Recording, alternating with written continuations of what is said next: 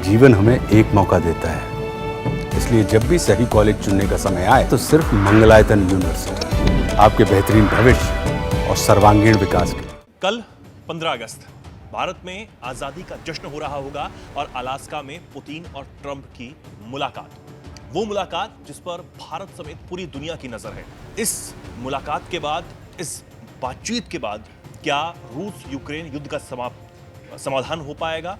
ये तो एक सबसे बड़ा सवाल है ही, लेकिन सवाल ये भी है कि भारत पर जो अतिरिक्त 25% टैरिफ ट्रंप ने ठोका है, उसमें कुछ रियायत भारत को मिलेगी, क्योंकि एक्सपर्ट्स यही मानते हैं कि अगर ये युद्ध का समाधान इस बातचीत से निकल आता है तो ट्रंप भारत पर अतिरिक्त जो 25% टैरिफ है उसे कम कर सकते हैं।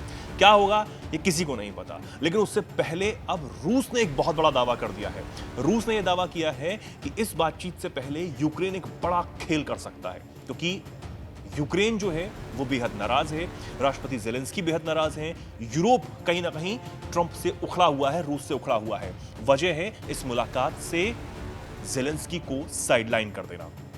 व्हाइट हाउस से जब ये सवाल किया गया कि आखिर रूस और यूक्रेन में ये जंग हो रही थी और इसको सुलझाने के लिए ट्रंप रूस से बात कर रहे हैं, लेकिन उस बातचीत में यूक्रेन क्यों नहीं है, तो व्हाइट हाउस की तरफ से जवाब दिया गया कि जो ये बातचीत है उसकी पहल रूसी राष्ट्रपति पुतिन ने की थी, यानी कि पुतिन ने अनुरोध किया था ट्रंप से कि बातचीत होनी चाहिए।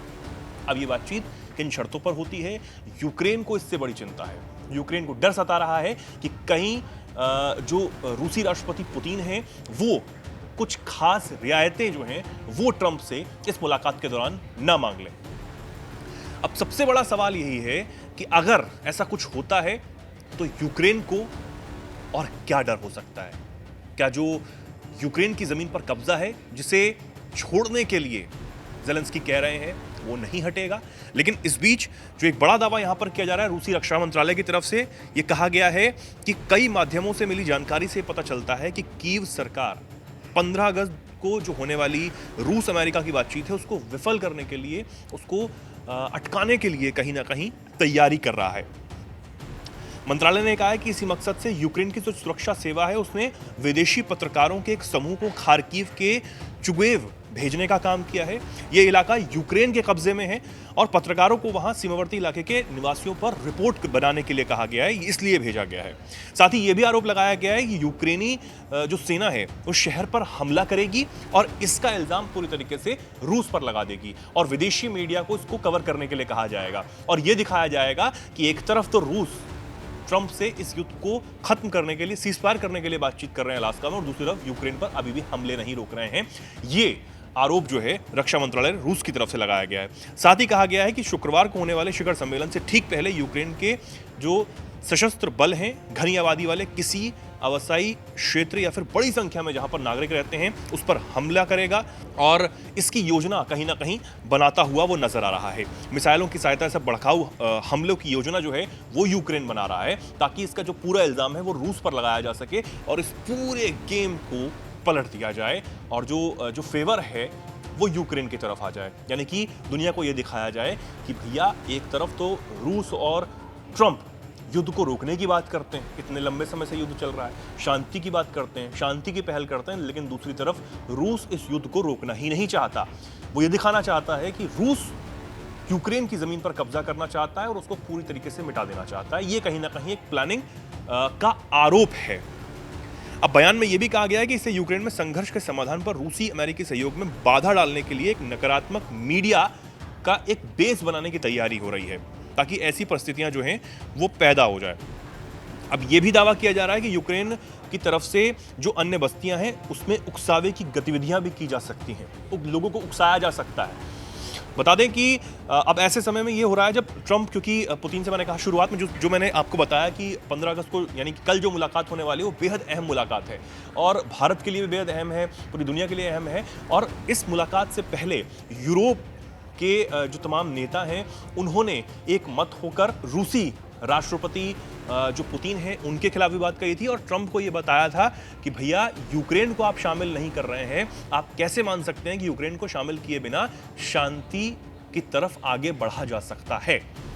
ट्रंप ये कह चुके हैं कि इस मीटिंग के बाद मैं जरूर यूरोप के नेताओं से बातचीत करूंगा, उनको सारी बातचीत बताऊंगा कि ऐसा हुआ है नहीं हुआ। दूसरी तरफ ट्रंप जो हैं वो भी धमका चुके हैं इस मीटिंग से ठीक पहले। किसको? रूस को। जी हां, रूस को धमकाकर या कहीं चेतावनी देकर उन्होंने ये कहा है कि बातचीत के बाद जंग नहीं रोकी तो इसका नतीजा रूस को भुगतना होगा। यानी कि ट्रंप पूरे माइंडसेट के साथ इस बातचीत में जाने वाले हैं कि भैया अब ये आखिरी बातचीत होगी और इसके बाद ये जंग शांति की तरफ जाएगी, यानी युद्ध विराम हो ही जाएगा, पुतिन मान ही जाएंगे। इस पूरे माइंडसेट के साथ ट्रंप इस बैठक में जा रहे हैं। लेकिन पुतिन के दिमाग में क्या चल रहा है? क्योंकि पुतिन इससे पहले किम जोंग उन को, मैंने आपको खबर भी बताई थी कल, किम जोंग उन जो है उनको फोन करके धन्यवाद दे चुके हैं क्योंकि उत्तर कोरिया ने खूब मदद इस युद्ध में रूस की है। ऊपर से जो पुतिन है वो तमाम सैंक्शंस जो हैं यूरोप के पश्चिमी देशों के झेल रहे हैं पिछले 3 सालों से, और वो ये कह चुके हैं कि युद्ध तभी समाप्त होगी जब यूक्रेन नाटो में जाने की जिद छोड़ देगा और ये जमीन अमीन वापस नहीं होगी, ये वो साफ कह चुके हैं। अब सबसे बड़ी बात है कि जो पूरी चीजें हैं वो आ जाती हैं रूस पर। इस बात को ट्रंप भी जानते हैं कि अगर पुतिन नहीं माने तो ये जंग नहीं रुकेगी। लेकिन अगर ये जंग नहीं रुकी तो ट्रंप क्या करेंगे, रूस पर कौन से वो एक्शन ले सकते हैं, और अगर पुतिन मान जाते हैं तो क्या यूक्रेन के साथ न्याय होगा?